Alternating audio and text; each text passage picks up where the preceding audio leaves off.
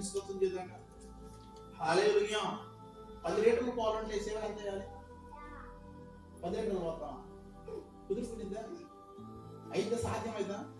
10 లీటర్ల పాలైనా కూడా కొంచెం సేవ చేస్తే కుదురుపడేది.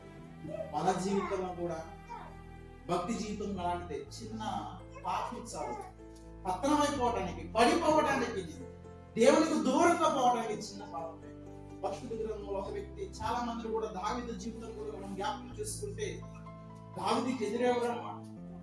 దావీదు జీవితంలో ఎన్ని విజయాలు సాధించాడంటే దేవుడి కృపను పట్టే కదా.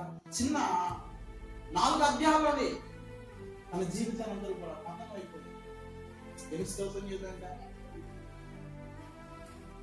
సౌలు నుండి కూడా ఆ గొలియాతును ఎదిరించలేకపోతే 40 దినాలంట కొడుకు దాక్కున్నాడు. ఆ గొలియాతును చూసి దావీదు వెళ్ళాడు, తనను తెగించి ఇదిగో అతను జయించాడు.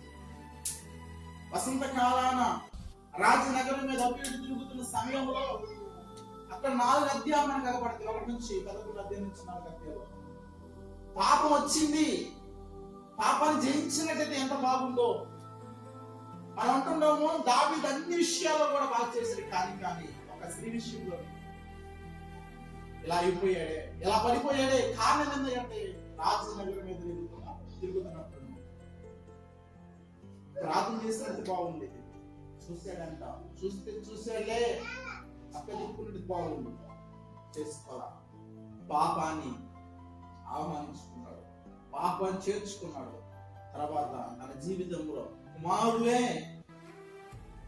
కుమారులే చంపడానికి వచ్చారంట. ఏంటిది అంటే దావీదు తిరుగుతున్నట్టు పాపం తెలుస్తుంది కదంట. తండ్రి ఒక్కడైనా తల్లి వేరైనా కూడా దావీదు తను చేసిన పాపాన్ని బట్టి అమ్నోను కుమారుని మోహించినప్పుడు ఇదిగో దావీదుగా వాక్యమానం వినబడినప్పుడు అంట ఏమి చేయలేకపోయాడంట, ఏం మాట్లాడలేకపోయాడంట. రాజు కదా పరిపాలిస్తున్నాడు కదా, 12 గోత్రాలు నమ్ముకొని వెంబడిస్తున్నారు కదా, రాజు ప్రతి మాట న్యాయంగా ఉంటాడు కదా అని ఎప్పుడైతే తన సొంత చెల్లెల్ని అమ్నోను మోహించినప్పుడు, పాపం చేసినప్పుడు దావీదు ఏ తీర్పు చేయలేకపోయాడు. కారణం ఏంటంటే తన పాప వెంటాడుతున్నాడు. కొడుకు అడగొచ్చు, అడుగుతాడు. అడిగితే ఏంటి ఎలా చేసావురా, నా కడుపు పుట్టావు కదరా, ఆమె కూడా చెల్లే కదా, నా కూతురే కదా, ఇలా చేసావేందురా అని అనొచ్చు దావీదు. కానీ దావీదు అనలేకపోయాడు. ఎందుకు తెలుసా? కొడుకు అనొచ్చు, నువ్వు చేసింది ఏంటి నాన్న, 12 గోత్రాలు నిన్ను రాజుగా దేవుడు చేశాడు కదా, పొరుగు వారి వారి ఆశించబడి నీకు తెలుసు కదా, ఎందుకు చేసి అంటాడేమో అని తనలో తాను దావీదు మదన పడేవాడంట, తీర్పు చెప్పలేకపోయేవాడంట. అలా ఒక ఎత్తైతే ప్రజలను గుసగుసలాడుకుంటున్నారంట. న్యాయం తీర్చాల్సినటువంటి దావీదే తన జీవితంలో తన కుటుంబంలో న్యాయం తీర్చలేకపోయాడే. ఆ తామారు అనే అన్న పగబెట్టుకున్నాడంట దావీదు మీద, తన అమ్నోను మీద. న్యాయం చేసే వ్యక్తే ఆ యొక్క కుటుంబంలోని న్యాయం లేకపోతే ఎవరు చెప్పుకోవాలి?